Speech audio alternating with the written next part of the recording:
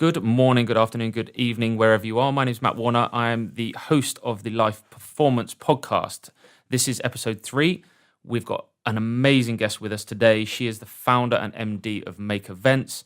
These guys have done events for some of the corporate juggernauts, the likes of Puma, Kellogg's, Virgin, the Hut Group, to name but a few. So I'm more than proud to introduce you to Holly Moore. Holly, how are you? I'm very good. Thank you, Matt. How are you? Good. I'm good. I've got a tan, which is kind of unheard of in Manchester. But really, really looking forward to what we've got coming up.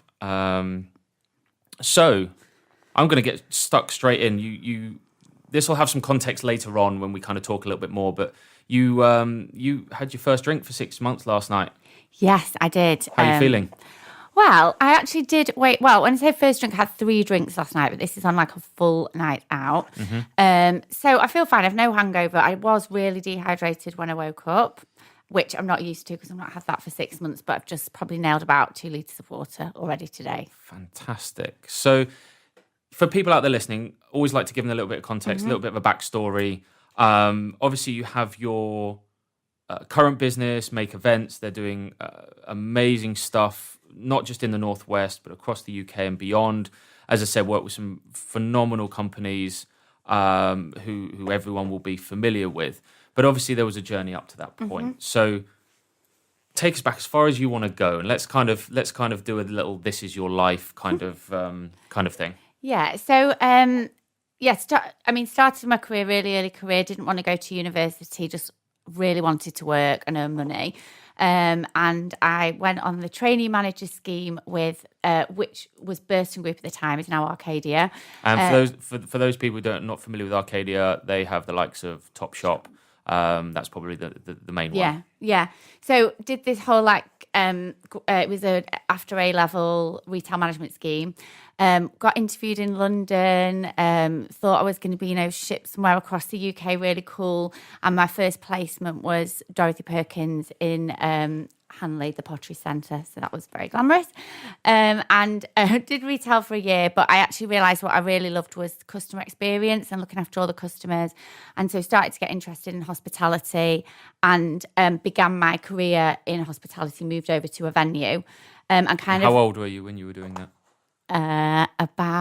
Would have been 20 probably. Okay. So did the retail management scheme for 2 years, moved over to the venue and stayed there 9 years actually, and did everything from personnel, reception, and eventually into events. But when I started in events, it was before events were really cool. So it was just Posh and Bex had just got married and events were becoming bigger and bigger. And I just love creating experiences for people. And so that's what, for me, it was all about. So stayed there 9 years and then went over there was actually a customer at this particular venue who worked for AstraZeneca, which is a big pharmaceutical giant. And before Google and everyone was doing events for, recruitment, retention, AstraZeneca had cottoned on to employee engagement. And so they had a business within their business, which just managed employee engagement. So I headed up all the events. So that was any kind of events to recruit, retain, motivate people, and that was where kind of that side and that interest came from. Sure. So it's been a very patient journey. Yes. I think a lot of people will Make Events and they'll see how well it's doing, and a lot of people when you talk about it tend to go, oh well, it's all right for you. You're very lucky you've got your own business. Yeah. And they don't generally see the backstory. Yeah. So it's been a good while in the making. Yeah. So for you during that journey, how was you in terms of your lifestyle? Let's drill into that a little bit. Let's take the 9 years. You were in the one job for 9 years. Yeah. What was Holly's lifestyle like? These are good questions. Oh my God, right. So this is late 90s. So I was brought up on the ladette binge culture. Uh-huh. So literally from being 18, it was party every weekend. You just used to get hammered every Friday, Saturday night. So I kind of did my university years at the Titherington Club where I was at the time. Smirnoff Ice and Hooch, Moscow Mule. Amazing. Things like that. And Yeah, so like literally partied hard, worked hard, didn't even though the venue that I was in was part of a like luxury gym, I never even went in the gym. I was rubbish at sport at school because I hated competitive sport. So just had no interest. So I was just I was a party girl. Ate what I wanted, never put on any weight, so that was the 9 years. Work hard, play hard, I would say, for those 9 years. So it's fair to say that health wasn't necessarily a priority. Not at all. For you? No, not at all. So when did that start to change? Were there any kind of outstanding moments or catalysts for you to kind of say, look, I need to, begin making some changes? Yeah, so I think when I hit, let me think, maybe when I hit 30, I realised I couldn't have McDonald's every weekend and eat chocolate all the time and stay the same weight. So that was a little bit upsetting. Mm-hmm. And then I suffered with some mental health issues from like late 20s to early 30s. And at that time, so I think I was 30 when I started going to the gym. The doctor obviously said to me, do you exercise? No, you probably want to start trying to do that. And I just did it really, really softly, so kind of like really slow for the first couple of years. And if I went in the gym twice or 3 times, I wasn't really that into it. But then obviously, like as you do more and more and you start to see changes, and then you start to think, oh, that like endorphin hit that you get at the end of it. And now I look back to before I was 30 and I'm like, how did I actually function? Because I get so much energy and motivation for the gym. I actually don't know how I did it. Like got to 30, drinking, eating what I wanted, and yeah. So you start building from there. Mm-hmm. So did that really tie in to wanting to make that kind of massive leap to self-employment, the kind of big leap to the event side of things? Was that something that kind of all tied in? Was it all kind of one then the other? It was like, I feel better now, I can make that choice? Yeah. Or? Yes. Oh, no, 100%. So with my mental health, I got well in about 7 years ago, and complete of a strain of mental health that they said, you will never get rid of. And I've been well for 7 years on no medication. Fantastic. And so what happened was when I got well, it was like the blinkers had come off. So like when you say it's been quite a long journey, it has, because, I didn't start my business till I was 35.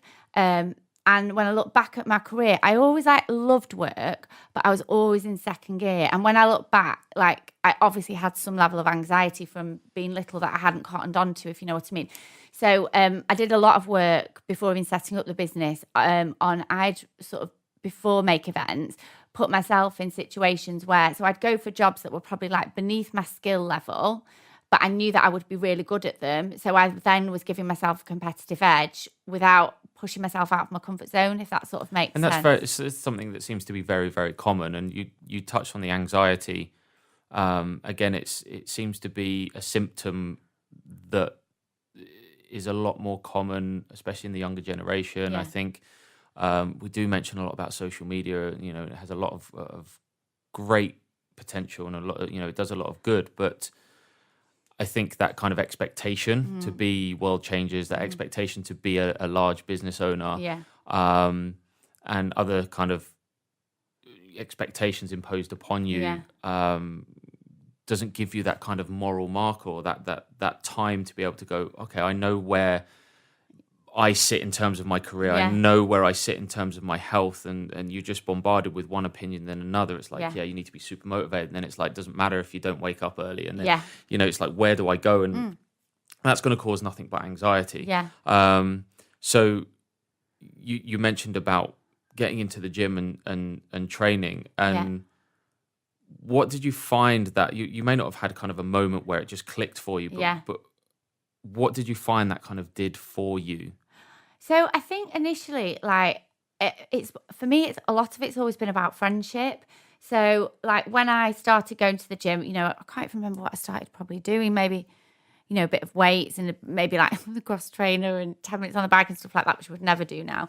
And I think then I started to make a friendship group who I'm still friendly with now. Well, they're one of my best friends, and we started going to spin class together. So it was that whole getting up in the morning, seeing your mates, having a laugh. And this is what I love about it now. When I go to my gym now in the morning, I've got no makeup on. Nobody knows what I do. I'm just me messing around, chatting, being told off, for being naughty. And so you can just be you. So I think for me, like, friendship's been a massive part of it. So I think initially when you say, when did it kind of click into place? It was like, oh, so before I start a working day, I've had a workout, I've had a chat with my friends, and that was kind of then the start of the motivation for me. And then seeing changes. So I started to do spin and body pump. And that, I think body pump was like my introduction into weights. And that was, girls weren't really doing weights then as such. And I just started, and people started to say, oh, have you lost weight? Like, and that for me, because I'm aesthetically driven, Sure. Like for somebody to say that gave me the motivation. It's like, oh, I'm going to keep going with this sort of thing. So it's like a combination, I'd say, of, and then you're like proud of yourself, aren't you? If you've never done anything, if you've always been known as like the lazy one that, or Holly doesn't go to the gym. Like, do you know what I mean? Like when you start known for, oh, you go to the gym, it's like a bit of a... It's that comfort thing, I think, going out there and exercising when you haven't. Yeah. We all have our body hang-ups, and Yeah, we there's a lot at the moment about body confidence, and yeah.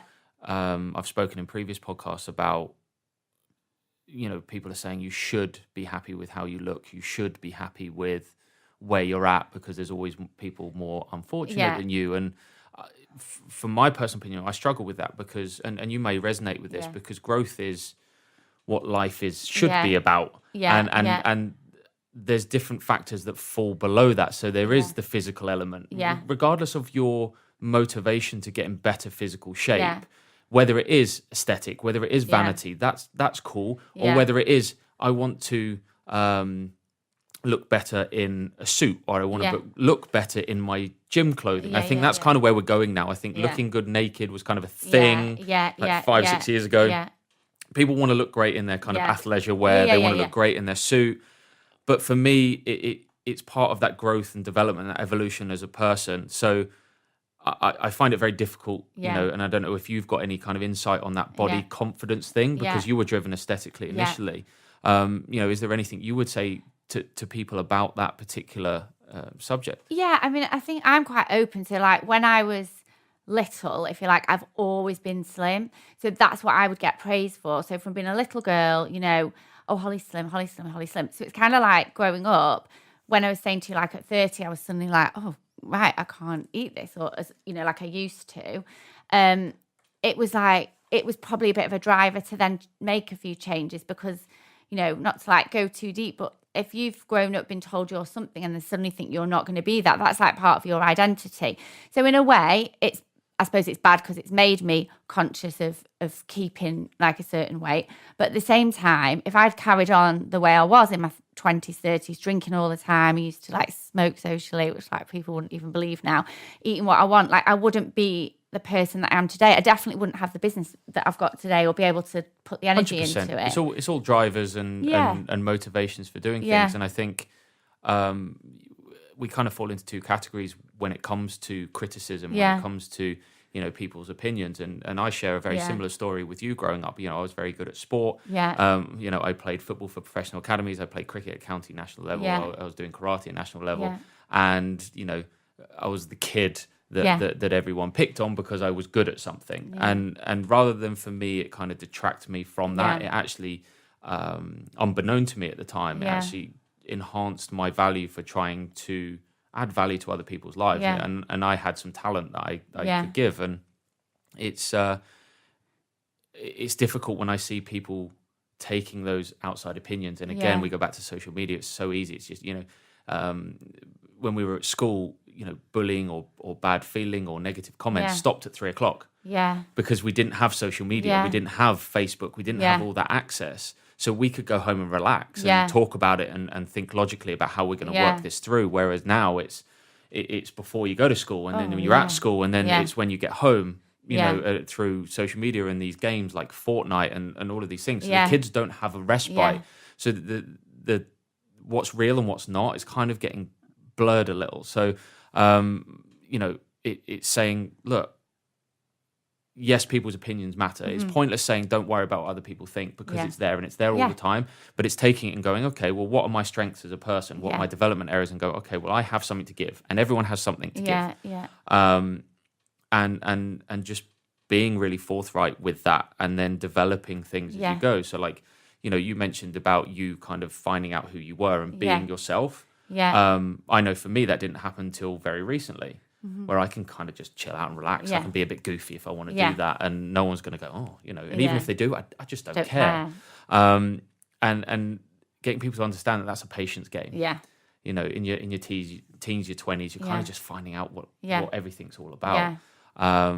And obviously you've done that. So what was the kind of tipping point for you to then go, right, you were interested in events. Yeah. I'm going to start my own business. Yes.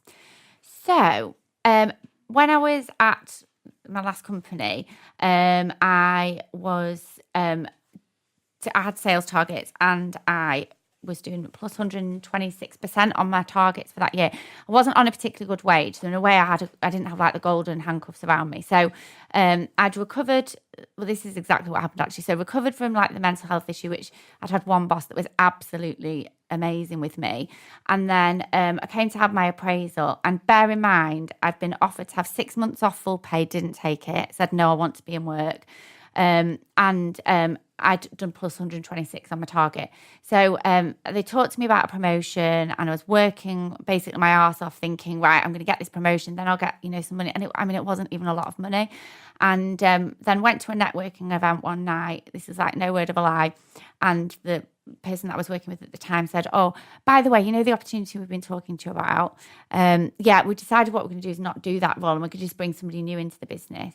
And I'm stood there with a glass of red wine in my hand, and I said, and because I'd got well, so to put this into context, I never would have stuck up for myself before, but I'd gone through so much, and I thought, hang on a minute, like, you're telling me this at a networking event while we're having a drink. It's just so unprofessional.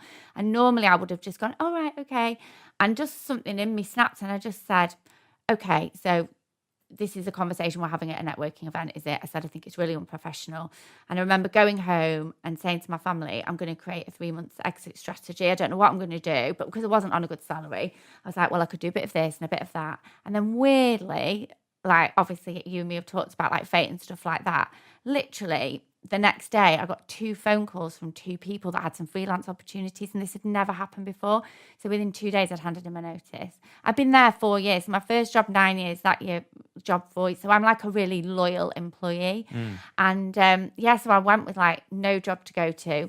So I freelanced for a year and kind of got a bit of a taste of it. And then I sort of thought, right, so I'm either going to go back into a corporate job in events, and it is long hours, and anyone that works in events will tell you that, or I can have a go at setting up. And that's kind of how it started, really. Amazing. So you move into make events. Where did like the momentum start with it? What were the problems you found early on? You've been freelance, and now you've kind of packaged that freelance into a business. What were you doing well, and what were your kind of initial struggles? Oh, okay. So, what had happened was where I was freelancing, I had a couple of clients that I'd sourced myself, and the girl that I was freelancing with, sort of said, you can take them with you. And I said, well, I want to have it all above board. I wouldn't want the clients to think that I'm, running behind your back to take them. I said, so if you're happy to just send them an email, CC me and say, happy for Holly to work with you, then I'm comfortable with that. So it just happened that the first 2 clients were Late Rooms and McCann. So straight away, I had 2 known brands on my book. So I could, straight away go to people and say that. That was kind of how I started off. How did that make you feel? Like 2 big brands straight away? It's kind of, most businesses are like, oh, we'll start, slow move up. And all of a sudden you've got, you've got these big brands coming to you, obviously that's fantastic, and you feel great. Was the pressure on? Yeah. So I felt very humble because I had been through a bit of a tough time, really. That year I've been on my own, there'd been ups and downs and things like that. So I wasn't particularly in a good place, but at the end of the day, like that's sometimes when you do make your most best decisions. But I've always thought big. So, like I straight away, I had a proper email, a proper website, there was no Gmail or anything like that. And I phoned, even though I'd worked in events for like, over 10 years at that point, I didn't have any photos that were my photos because I'd done it for everybody else. So I just phoned all like suppliers I would use and said, look, if you let me have photos of your events and put them on my website and my social media, I promise you that I will use you for future events. And so that's what I do. And I still work with those suppliers today. I've never forgot that. And the 2 clients that came with me are still with me today. And I will always go on their events where I can, because I feel like I owe them quite a lot. And it's just been, I suppose, do you know what? And it's funny what you just said about like suddenly feeling like comfortable in yourself. So I think when I was at school, I was like a proper in-betweener. So I wasn't really cool, but I wasn't a geek. I was properly like in the middle. For you youngsters listening, go and watch The In-Betweeners. It's eye-opening. Yeah. So so I was never really cool or anything like that, and like just real sort of insecurity issues. Probably the first couple of years, like, and I'd see, they'd never want to do an event with me and things like that. So that kind of. But you have to like fake it, don't you? You can't let anybody fake it till you make it. That's kind of the mantra, right? Yeah, and so I think there was all of that, just feeling like, am I good enough? How am I going to do it? And it's really weird. Like I don't know if it was getting to the 5-year mark or whatever it is. And I think if you've seen any of my social media, I'm all about like work hard, be nice, and being friends with my team. And I had so many people saying, you can't trust people and don't get too close to them and they'll leave and like, and then just now I'm at the place and I'm like, do you know what? Like, I am a nice person and I can still be good at business and be a nice person. I might not address every situation I should in the way I should because, I don't find that kind of thing comfortable. 100%. I think there's a nice, very, very fine balance to be struck in business. And I'm finding it, with the gym and, it's a new startup and we're about 7 months in I read a cool book called Radical Candor. Oh, I've heard of that. Yeah, and it's basically talking about team and building a culture, being a nice person, but being a good boss. And one of the stories that came out from that book really kind of resonated with me, and I've experienced it myself, is they had a particular employee in one of their businesses and they were a super nice person. They were overly nice and lovely to everybody, but the quality of their work wasn't up to standard and they kept falling short of those deadlines and falling short of the quality.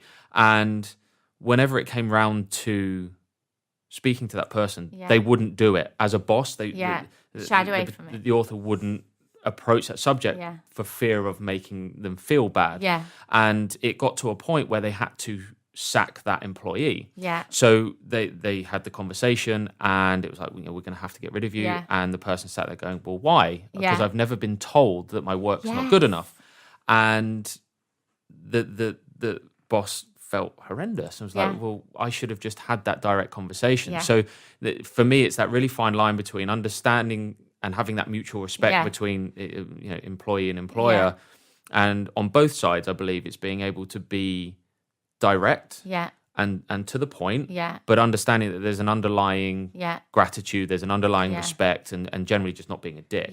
And that really resonated with me working here, with previous posts. I know I've been guilty of that and going, well, I'll save their feelings because it's less ball ache for me. And then you end up having to actually action it at some point. So, I guess with you, that dynamic has been an experience for you. And I know you're now building your team. I think you've got your first management team in now. Is that correct? How are you finding that? Yeah, really good, actually. They've said to me, I actually don't know how you've done this on your own for 5 years. So it's amazing for me because, I was doing a lot of things, but not all well. And the problem is I like everything. You probably do at the gym. Like, I love running the business. I love events. I love the whole spectrum, but I can't do everything. So it's just fantastic having, the 3 of us been able to support each other, bounce ideas off. And it's really, really good. Everyone thought I wouldn't be able to delegate, but I'm doing fine. I was going to say, because that's one of the things. It's kind of micromanagement. It's your baby. It's stressful. How do you find the stress? Because for me in the business, and people say to me, oh, you must be ridiculously stressed. And I'm like, yeah, I am. But there's a different stress. And until people are in that environment, and you can probably agree with me, is the stress is mine. Yes. Yeah. I own it. Yeah. And I can action it. Yeah. Over asking for permission. Yeah. And someone saying no, or someone imposing something that doesn't fit within my belief system. I'm a big believer in getting feedback and not asking for permission. That's why I wanted to start my own business, and I'm sure that's something that you'd probably agree with. 100%. So the kind of work dynamic and the business dynamic is, something I'm learning. Obviously, you've been doing it a lot longer. What are your main stresses as a boss? Yeah, I know it's clients. So for me, not the clients stressing me out. If any clients are listening, it's not that I will. She's happy with you all, honestly. Yeah. No, do you know what it is? If I feel there's a few things. If I feel like if a client is chasing us, that makes my skin crawl. So we used to have this thing at work. The team hated it. It was called the ambulance board. And I said, if a client is chasing you, that should feel like an ambulance is driving, behind you in the road, because it just, we should be. For me, I've got a saying that I say to them is, while you're waiting for 5 suppliers to come back to you, your client's only waiting for you. That's the biggest thing on their day. So that's a massive thing that I push to the team. And even if you haven't got feedback for them, give them feedback. So even if there's nothing to do on an event for a couple of weeks, check in with them. So clients chasing us stresses me out, and a client thinking that I don't care anymore. So I think this is a great thing about having the management team, actually, in going back to that question. I haven't been able to give as much time to the clients, the current clients we've got, that I want to, but if someone could see my diary, they would understand why. But that's not, your client's the not client interested the client doesn't understand exactly. the delegation of your time and your emotion. Yeah, they just know that I need a meeting for this, or whatever that may be, and they don't get the underlying context again and go, well, actually, I'm doing this, and this, and again, that's what I'm finding at the moment. And obviously, you've got your management team now who you can kind of delegate that to. Some people will have things like to-do lists and various ways of doing things. I hate to-do lists. I write them and then I just forget them. What do you do then to remember everything? Well, I now have Viv at the gym, so she kind of sorts out all of my. Oh, you lovely lady. She's like my lovely lady. She's like my half PA. So she knocks on my door and goes, look, you need to do this, and kind of keeps me in check, which is wonderful. She's kind of my gym mum, I guess. Yeah. But everyone has their own way. But I think outsourcing and delegating is probably something that people need to understand, that the investment financially will only return and should return more in the future. And I'm guessing that's probably a motivation for you putting that management team in place. Yeah, I mean, I got a PA really early on, actually. And so I mentioned Late Rooms before. My client from Late Rooms, Mel Sheehy, was co-founder with Amanda Hargreaves of the Manchester PA Network. And I got involved in that very early on, and it made me understand the value of having a PA. And so I got a PA quite early on into the business, which you probably could look at a business our size at the time and think, who the hell does she think she is, getting herself a PA?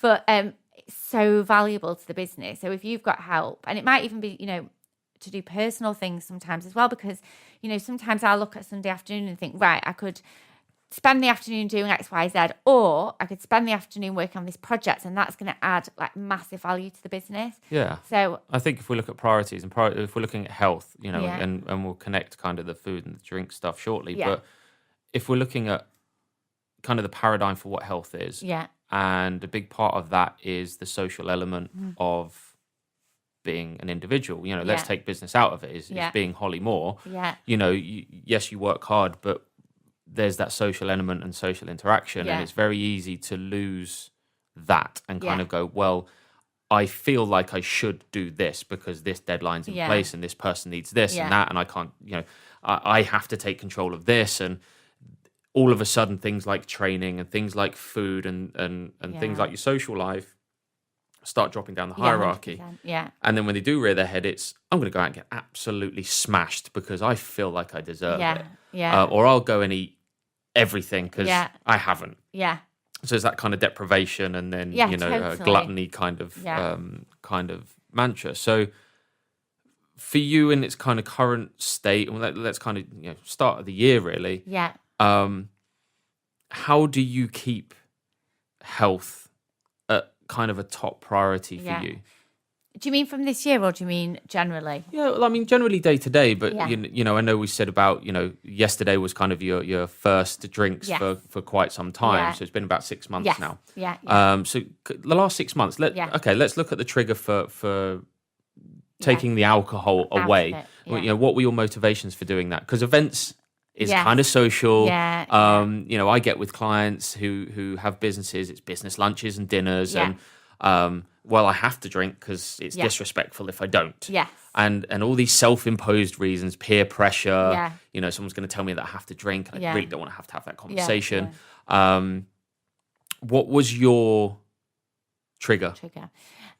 So with events, you could I could go out every single, probably morning and night of the week to the best places in Manchester, Cheshire, the UK, and be wined and dined. So that's fact. I could do that, you know, whenever, because people want us to see their venues and etc. 100%. And I am a massive foodie. Like, I love my food. I love, you know, drink from a food and beverage point of view, as opposed to... What's your go-to? What's your go-to food? If you could go with any. Oh, God. Put you on the spot here. I mean... I'm a big social eater, so sushi and tapas and things like that are great for me. Yeah.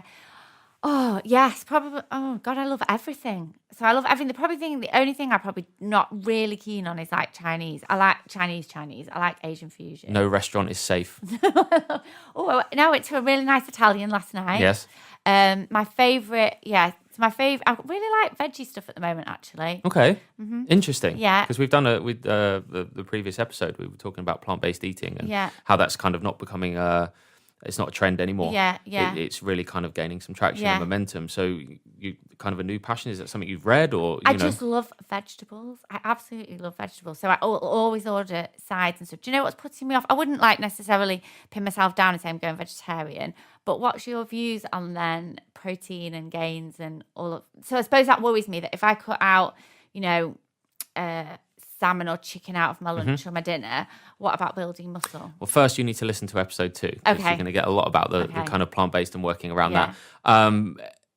We were talking a lot about transition. Yeah. And what tends to happen with people who decide, for whatever reason, it might be moral reason, you know, animal welfare and all that, or it might just be I've heard this and I've done this, is understanding it's not a light switch. It's not something you can just go on a Tuesday, I'm going to be a meat eater. On a Wednesday onwards, I'm going to be a plant-based eater. It requires a kind of transitional phase, and going within that phase is education, self-education, or seeking out someone with credibility who can point you in the right direction and give you the context for you. Because what's happening is mainstream media are kind of going, this is good for you, this is bad for you, this is healthy, this is unhealthy. But they are taking this from a pure science-based, physiological standpoint of what health means, or definition of health, and it doesn't have the underlying context. So yes, you with plant-based eating, you're essentially moving all your animal protein, which leaves a big gap in terms of physiological function and benefit. So being able to transition, understanding your work, understanding your home environment, understanding your activity, your gym, your training, and then having your outcome around it. So whether it's fat loss maintenance or muscle building, whatever it may be, and being educated on the requirements. And then it's a little bit of trial and error. So unless you're going to get bloods done and going to really drill into the kind of clinical route, education is key. And going, okay, I want to make this decision, but it's going to take me a little time. Because you might find a happy medium. You might go, okay, well, I'm going to be pescatarian because I enjoy kind of eating fish and doing that. I think people struggle when they watch What the Health and they read the China study and then that's it. Someone wrote that, it's very comprehensive, I'm going to be plant-based, and they have no idea how to do it. They just believe it's healthier, and they don't understand that there is, you know, cost and value for any kind of change. So it's interesting that you are kind of moving towards that, or apportioning some of your life towards it. I really like do you know, like when you go to sort of like Delicious Yellow, let's say, when they do like nourish bowls, and it's kind of like different hummus and roasted vegetables and nuts and seeds, and I think, oh my God, that I would like really enjoy that. But then I just think to myself, oh, but then I'm not getting like my 100 and whatever grams of protein a day. But I do really like whey, and I don't have any problems with whey. I know a lot of people do. So I love making smoothie bowls and stuff like that. So I'll get protein that way anyway. But I was just interested in what you thought. So essentially, you're finding a nice happy medium. All you're doing is you know. I'll always use this. You're kind of moving into an advanced lifestyle practitioner. You know, by the sounds of things, and really understanding what works for you. You know, whether it kind of ties in with conventional wisdom or not, it works for you, and you feel great. So, back to the alcohol. We've digressed, haven't That's we? fine. Digressing is great. So back to the alcohol. So last year, that's what I was saying. I can basically eat and drink whenever I want. Great. So a typical week would be, maybe I'd go to an awards dinner on a Wednesday. I would drive, but I'd probably have a Prosecco, maybe half a red wine, something like that. Then it might be Thursday, might be like a, I don't know, I'm trying to get like a networking event that's a bit snazzy. So I might go, oh, you know what, I'll get a taxi. So that'd be a good few drinks. Friday, finish work, Prosecco, Deliveroo. Nice. And then Saturday would probably be like, go out. And I am very all or nothing. So I don't often have like an off button. So when I'm out kind of thing. And then it would, so it could be like 2 a.m. And again, if I haven't got events, bear this in mind. And then a Sunday might be a few red wines. But what the trigger was, I started noticing I was getting, and I really don't want to sound like an alcoholic, because I definitely wasn't, but I was kind of noticing I was getting smashed really at least once, twice a week. Mm-hmm. And then the next day, I don't get like the beer fear, but I would get, why do I do it to myself? I'm an idiot, like berating myself all day, getting annoyed with myself, but then still going out for Sunday lunch and having a red wine. It's kind of like a cycle. 100%. Yeah. And then also what I started to notice is actually, I'm not even fancying that G&T or that, it's just because I'm in a bar and I'm having a drink. And then it got to December this year. So I do a lot of like client entertaining. So November, December had been nuts with award ceremonies, taking clients out for dinner. And I actually got to December and I had a big family Christmas. And I thought, I'm actually like, I'm done, but I've got to carry on drinking for the whole of, Christmas. And I could feel I'd put on weight, and I just didn't feel good mentally or physically. And I've done dry January, I think once or twice before, but I would always cut it off on the 31st of January because that's my birthday. And then it'd be like, oh, well, it's this and it's that. So I just thought, if I do dry, so I was realising that this wasn't good. And it was like habit forming rather than, I want to drink because I like the taste or anything like that. And I also thought my massive complaint for the whole of the business so far is, oh, I've not got enough time. I'm too busy. I've not got enough time. And then I was looking at myself going, I've not got enough time, but I'm sat in bed till 2 o'clock on a Sunday. I've not got enough time, but I'm cancelling a gym session in the morning and going at another time of the day, which actually isn't that productive. And I'm telling myself all these stories. And like, just suddenly towards the end of the year, I'm like, this is rubbish, what you're telling yourself. And also I wasn't getting results in the gym that I wanted. And my PT was like, can you not just do like a couple of months? And I was like, I can't. I have to take clients out. And it just all built up. And I think I felt so rubbish going into Christmas.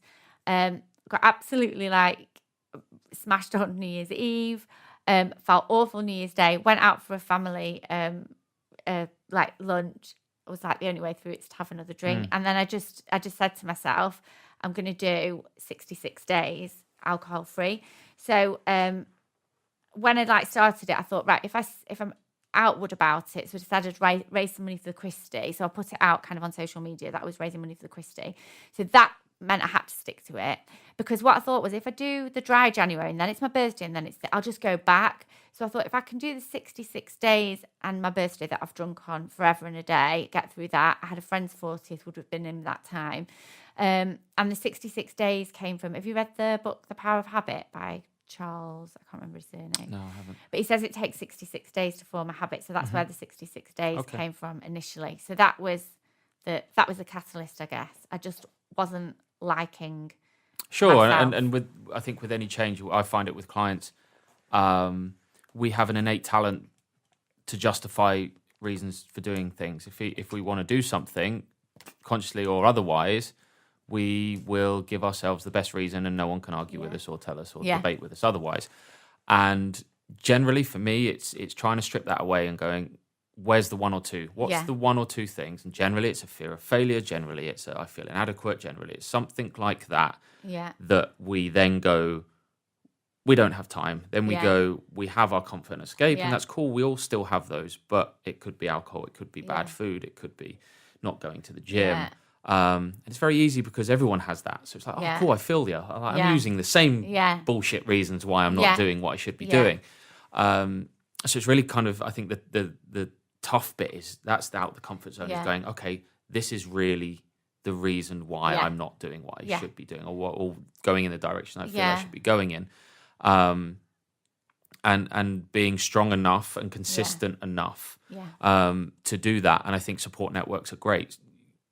How did the staff, how did clients, because they must have noticed, oh, well, Holly's not drinking anymore. Like, what was the initial kind of feeling or comments or, talk from the staff and clients? Well, I think I've just realised I'm a bit of a ringleader because, like, the girls at work actually, from what I see now, don't drink that much. And I probably was the person when we'd finish an event at 4 a.m. and be like, right, we're all having Prosecco to celebrate. They would be like, oh God, just want to go to bed. And Holly's like cracking open the Prosecco. So I feel like actually they're not that big of drinkers anyway. And anyway, that age group, because I've got a lot of girls in their 20s that work for me, they're not big drinkers anyway. It's not the same culture. Like I say, that culture I was brought up on was Thursday, Friday, Saturday, just get off your face on alcohol. Live for the weekend. Yeah, exactly. So they've all been brilliant. Like they're probably glad.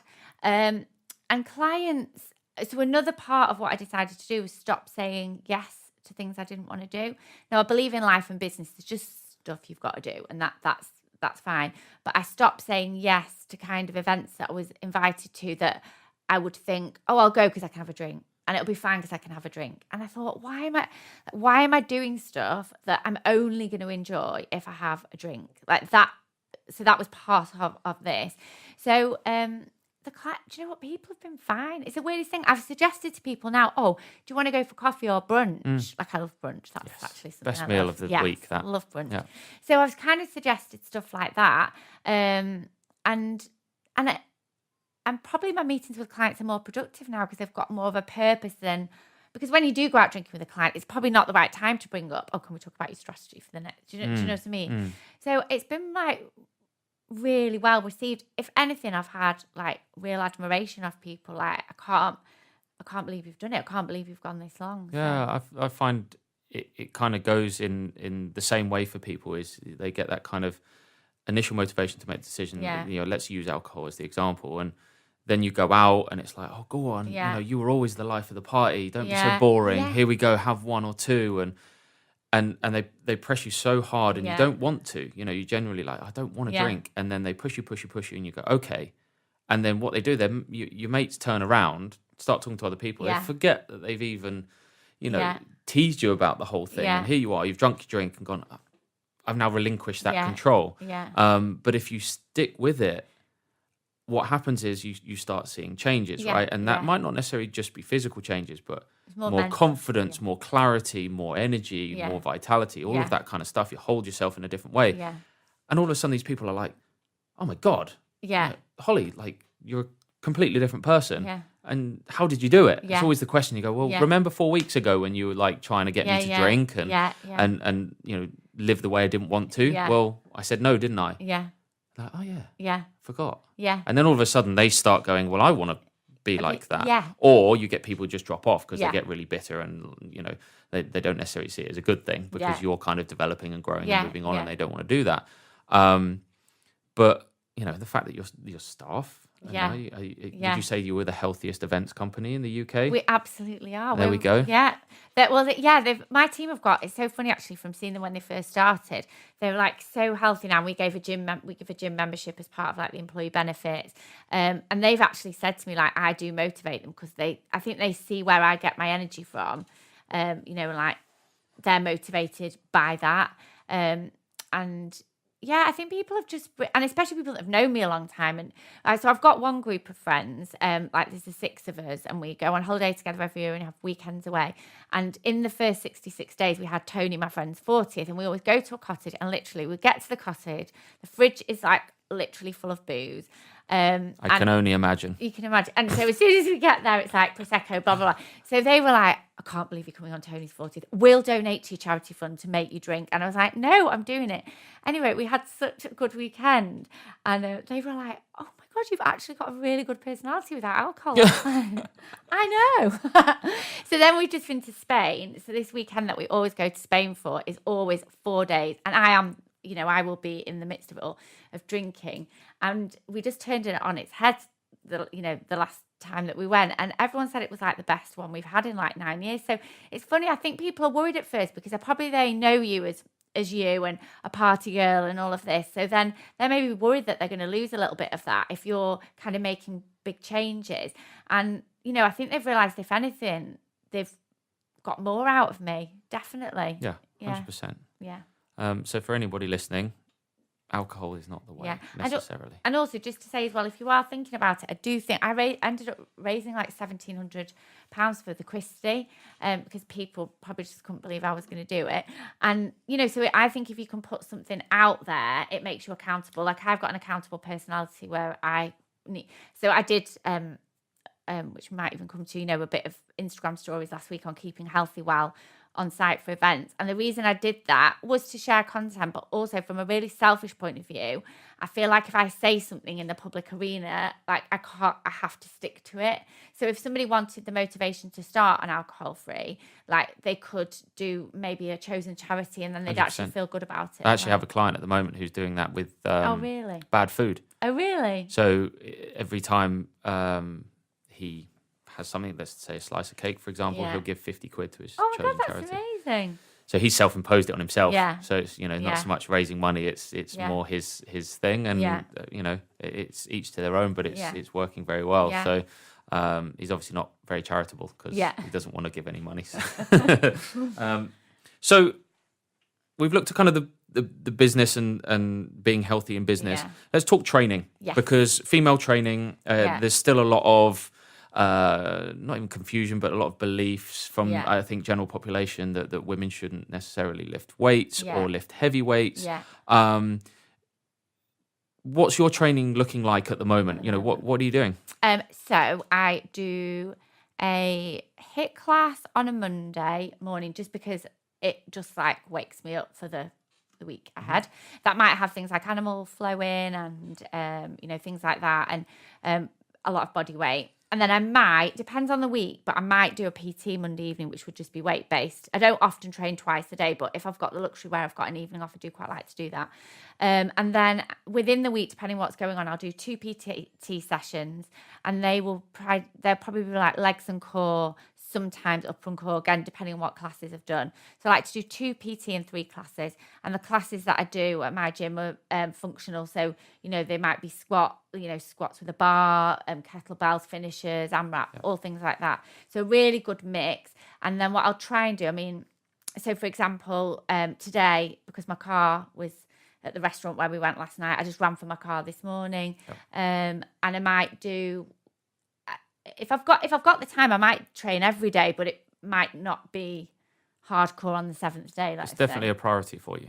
Oh my God, it's always at the forefront of, if I do have time, that's what I'm filling it with. I never do less than 5 a week. Fantastic. Yeah. And you run a business. Yes. So anyone who's out there who says they don't have time, it's an allocation of priority. Yeah. It's not, time is a consideration. Yeah. Sure, we're all stretched for time, as we go on, but it's not an excuse for not doing something you say you want to do. Yeah.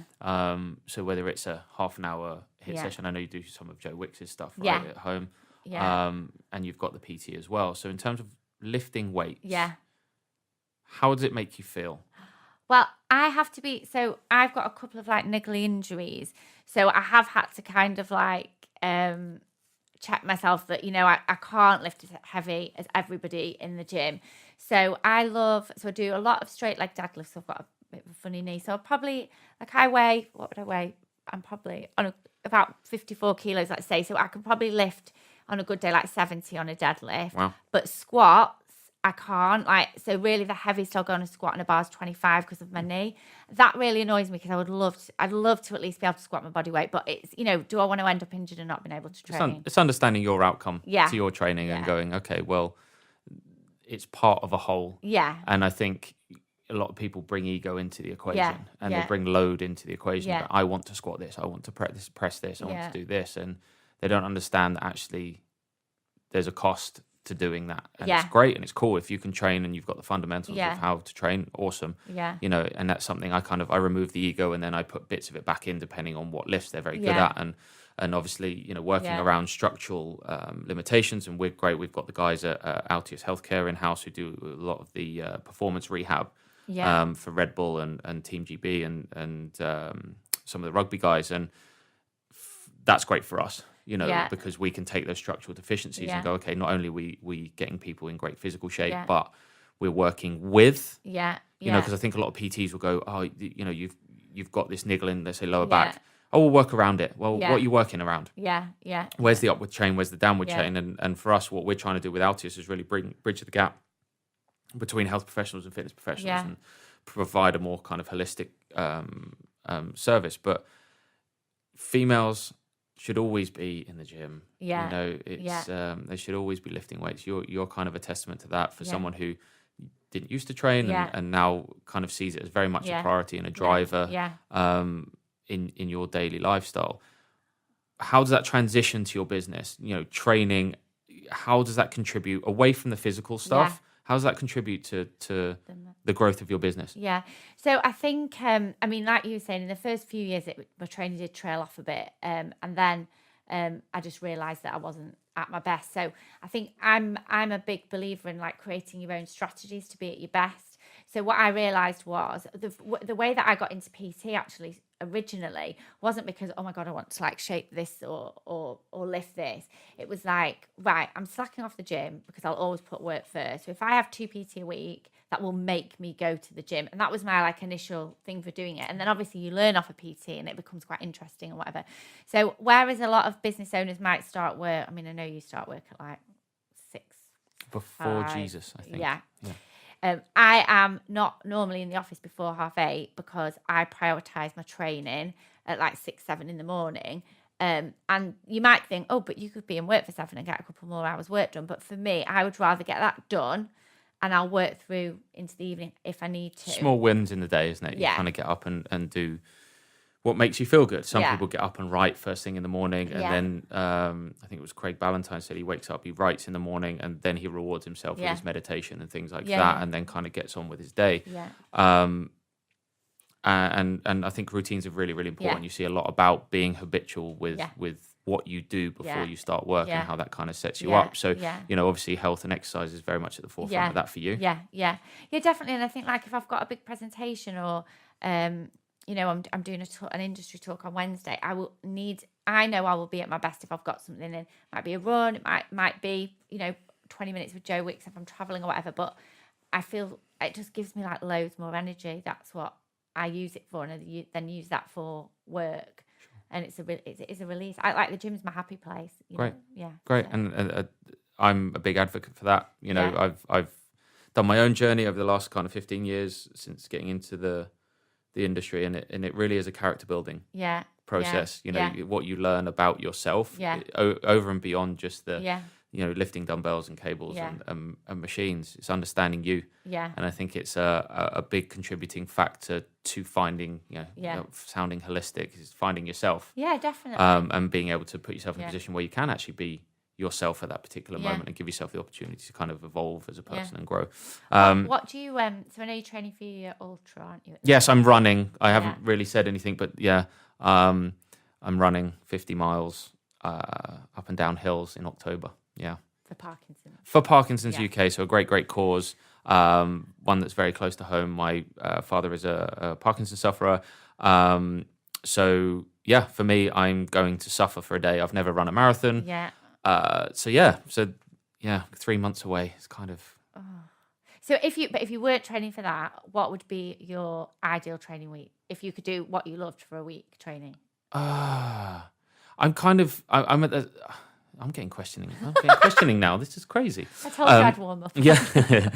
For me, I came from an athletic background. I played sport my whole life. Being athletic and my marker for fitness was very much getting through a 90-minute football match or being able to perform at my best and adding value through my skill.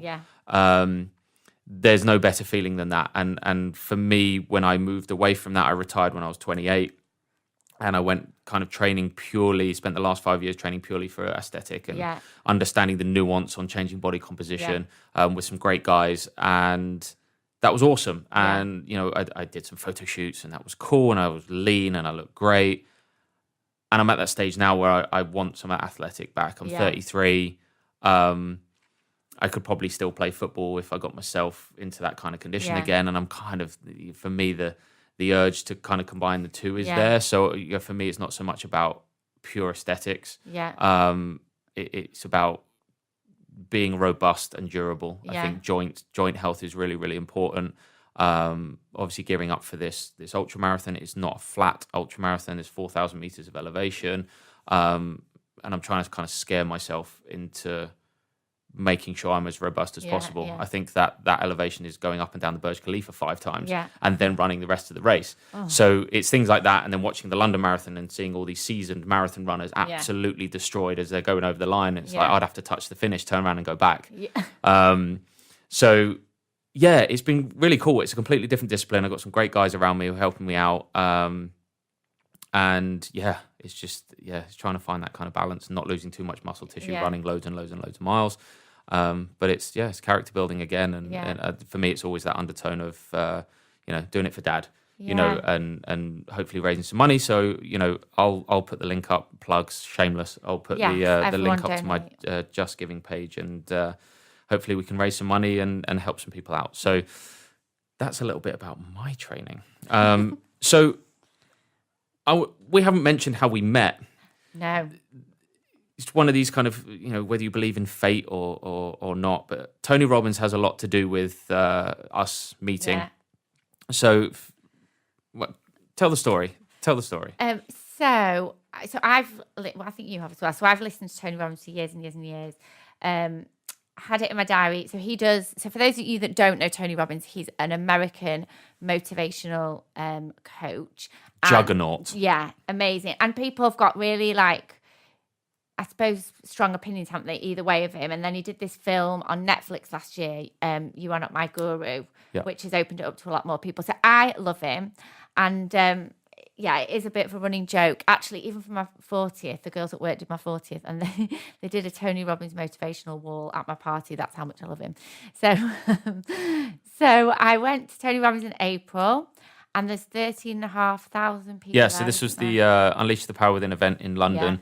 At the XL in London, and lots and lots of people.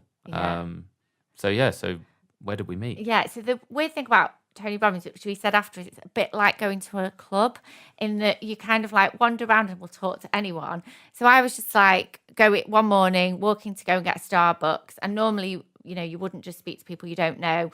I think I tried to get in, didn't I? Because it wasn't open. And then you were waiting with We were loitering. We were loitering outside Starbucks. Waiting for the caffeine fix. Yeah, 100%.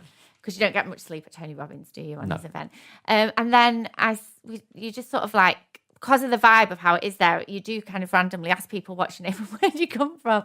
And then you said you were from Altrincham, and I was like, no way, I'm from Wilmslow. What do you do? I've got a gym in Manchester. And then I said, I've got an events company. And then what happened then? I actually follow you on Instagram. Yeah, that was it. And I was just like, that's mental, because you put up that you were going and you were vigorously pulling on the door at Starbucks, give me my caffeine, and we were there having already done that, and we're just kind of waiting to be the sad first ones in for caffeine. Yeah. And we got chatting and and then the weird thing was that your gym is associated or works alongside the Kettlebell Kitchen, which for those of you that don't know the Kettlebell Kitchen, where have you been? If you live in Manchester and you don't know Kettlebell Kitchen, are you really from Manchester? Yeah.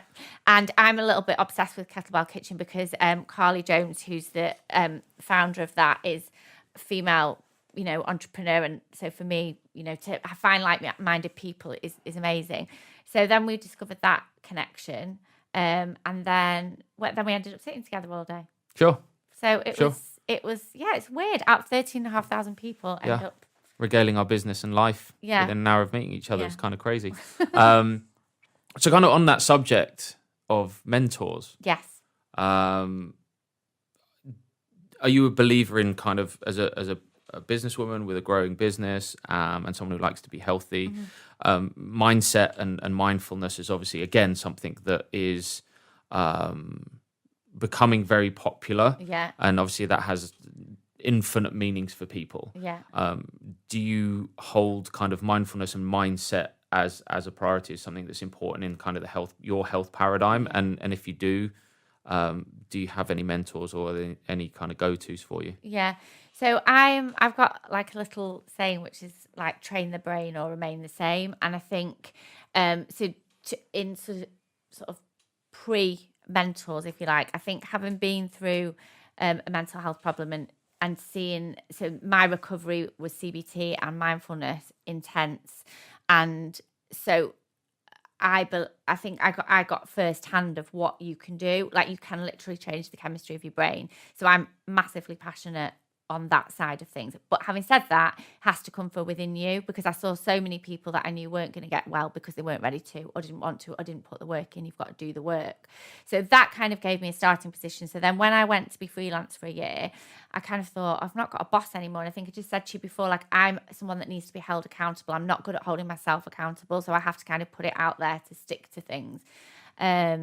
So I got a mentor, Simon Norrie, who I got initially, and he actually helped me decide to set up the business. So when I was kind of wondering, what do I do? Do I go back to corporate world? Do I set up a business? He really helped me with this exercise called the well-formed outcome, and did loads of work and kind of got me to that point to make that decision. So I stayed with him the first few years of the business, and then felt like I kind of had got a great amount of knowledge from him. And then kind of went off on my own a little bit, and through networking met loads of kind of business owners, like CEOs, MDs, that were happy to have a coffee and offer me, advice.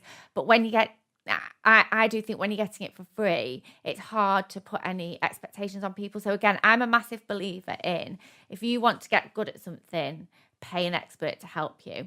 So I always tell the story that when I got Simon as my first mentor, that year I was freelancing, I earned 18 grand and he was £80 an hour.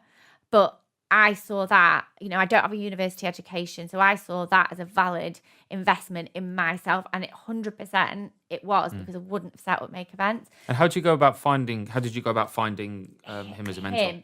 Well, I was freelancing actually at a bar doing some of their marketing and events in Knutsford, and he was a customer, and just got chatting to him, and still friends with him and his wife now. Amazing. And which is fantastic. And what makes a good mentor for you? Well, weirdly enough, I've been with Matt Incredible Thinking for like 18 months now, and spoke to a few people. So for me, it's chemistry. Like, when I first met Matt, he said straight away, I can tell you're going to be, how did he put it? I can see I'm going to have to use sense of humour with you. And I do actually need to be bossed about. So he will like put me in my place, and when I'm making excuses about things, he'll be like, do you know what I mean? That's what I respond to. Chemistry. It's a relationship, and for me, that's the definition of a mentor. Is it's a multi-level and a multifaceted relationship. I think if you're going to invest, and I completely agree, you invest time, you invest emotion. I'm insanely fortunate to have Jamie Allays, who is my business partner within the gym. He was a client of mine, and very quickly we shared a lot of values on multiple levels. We get on very well. He's a very, very dear friend of mine, and we kind of bounce off each other. So I think being a mentor is sometimes a mutual relationship. Even though like Jamie is incredibly successful on multiple fronts with multiple businesses, he learns from me and I learn from him, and we have different strengths and different facets that actually all work in the same environment. And, Jamie's brought a lot of qualities out in me that were there. They were always there, but they were suppressed for various reasons. So very quickly, it's an environment where you can feel like you are yourself, which is, again, the overriding factor for any growth of business or health or anything like that. You have to be authentic. And that's helped me beyond measure. And to have someone like Jamie, in-house, let alone paying for, is great. But for me, I'm a massive advocate of that, of going, whether you're paying for someone for one-to-one or you're just getting out there, like, as you said with Tony Robbins, people are kind of on the fence. They're kind of one side of the fence or the other. It's either a cult or it's, you're kind of fully invested. And for me, no one delivers content like he delivers content. And you sit there in a room of 13,500 people.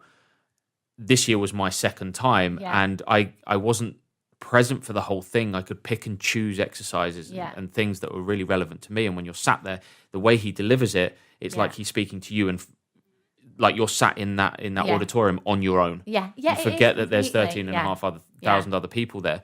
So mentorship Yeah. comes, I think, in many forms, but I Yeah. think there has to be the kind of that connection element, Yeah. rather than just going, oh, he's done well, I'll pay him or Yeah. her Yeah. Yeah. Yeah. to just tell me what to do. Yeah. I think there's Yeah. a big difference there. What do you, so with Tony Robbins, like that, I had a few people say to me, so how much was the tickets? And I was like, I think it was like £1,400. I'm like, oh my God. And I was like, yeah, but you think about that.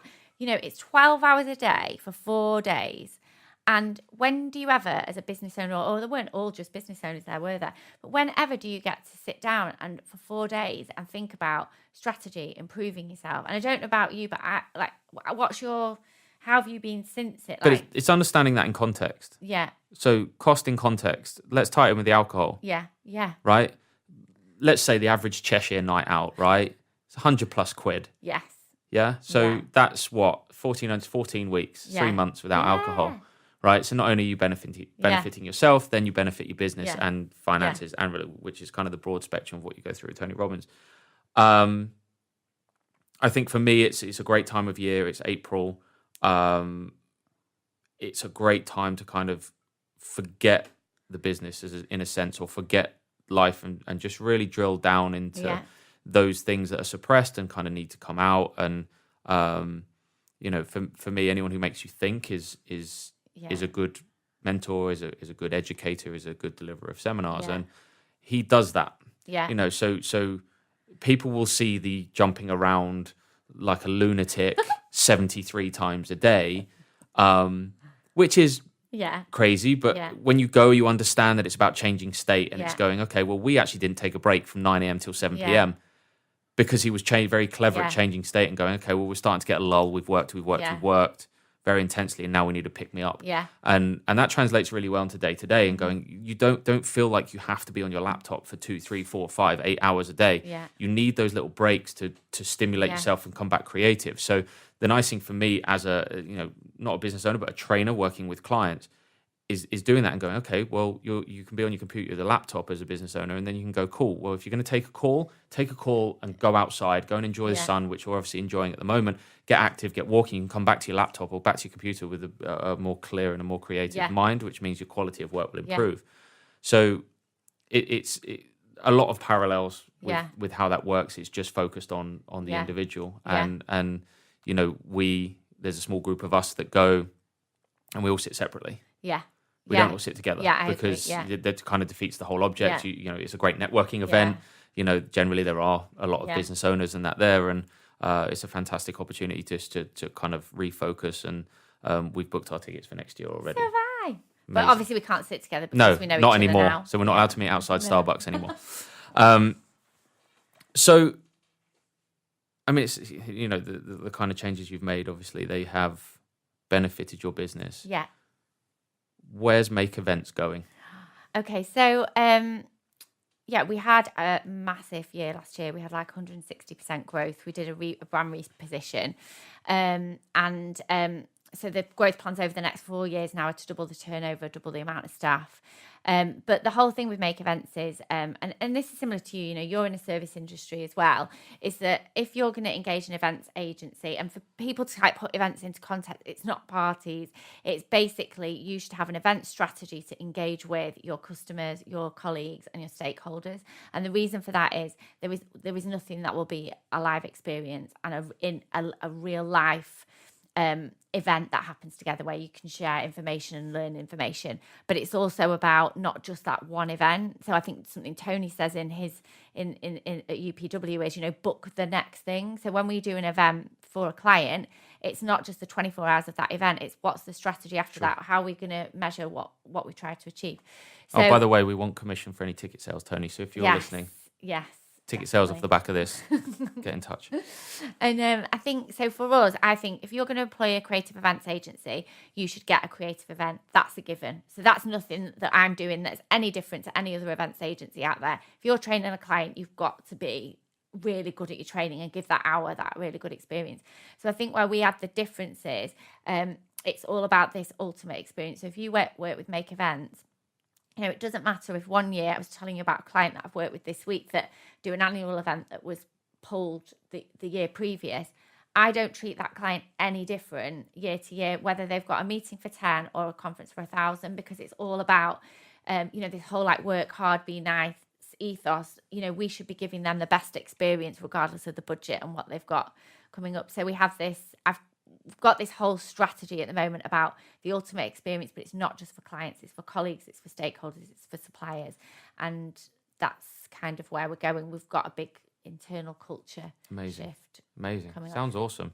So, little question before we finish. Crazy client requests, because you do some pretty cool, pretty out there events. Yeah. What's the kind of, are there any like super crazy requests from clients? Do you know, I mean, not so much from clients, but obviously we work with quite a lot of celebrities. And I always say at the end of my career, I should write a book on celebrity riders. So for those people that don't know what a rider is, when you've got a celebrity that you're working with, they'll give you a list of everything that they require in their dressing room. And it's all confidential. We have to sign confidentiality, so I can't give any Don't name names, but come on, crazy riders. Well, come on. Just stuff like there was one act that were literally had been in the X Factor, so they were not famous really at all. And when their rider came through, it was China teacups and real silver teaspoons. And I was like, are you for real? Seriously. Did they test to see if it was real silver? Well, yeah. So what you end up finding out is it's actually the managers. So it's not necessarily always the celebrity. So say like a rider might have like, magnums of Grey Goose. It's not for the celebrity. It's for the manager who's also requested the suite, who's going to have the party afterwards. So, but I could probably say the healthiest rider I've ever seen is probably Kylie Minogue and Gary Barlow. Like they are super healthy. So that was quite nice to. And they both look great in their more mature years. Oh my God, Kylie Minogue, I have to just tell you this.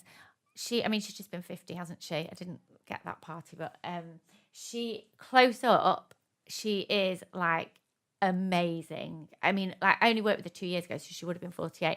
Her skin, like everything. She's still neighbours back in the day. Oh my God, she's amazing. Yeah. Testament to health. Yeah, she doesn't drink, really. Fantastic. Yeah. Well, look, we could sit and talk here for hours. And we'll definitely do some more stuff as we go. Last question I ask everybody. Any advice you would give to youngsters out there who want to live a healthier life and maybe are looking to start their own business? Yeah.